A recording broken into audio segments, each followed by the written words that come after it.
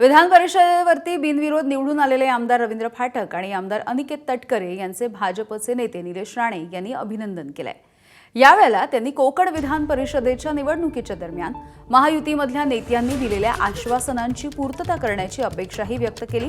रायगड जिल्ह्याचे पालकमंत्रीपद मंत्री भरत गोगावले यांना देण्याच्या संदर्भात शब्द देण्यात आला होता आणि यानुसार त्यांची रायगडचे पालकमंत्री म्हणून घोषणा करण्यात यावी अशी मागणी देखील निलेश राणेंनी केली आहे। तसंच आमदार महेंद्र दळवी आणि महेंद्र थोरवे यांनी मांडलेला प्रस्ताव आणि मागण्या याला देखील न्याय मिळाला पाहिजे असं त्यांनी म्हटलेलं आहे।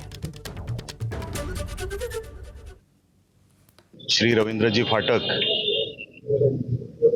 जे आमच्या जिल्ह्यातले आहेत, सिंधुदुर्ग जिल्ह्यातले आहेत, ते आमदार झाल्याबद्दल त्यांचं मनापासून अभिनंदन करतो। सन्माननीय अनिकेत तटकरे हेही आमदार झाल्याबद्दल मी त्यांचं अभिनंदन करतो।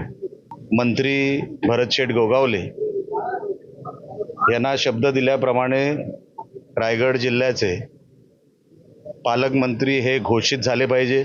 आमचे रायगडचे आमदार महेंद्रजी दळवी तसेच आमचे दुसरे आमदार महेंद्रजी थोरवे यांनी जे प्रस्ताव आणि मागण्या ठेवल्या या निवडणुकीच्या माध्यमातून त्यांनाही त्या अनुषंगाने न्याय मिळाला पाहिजे।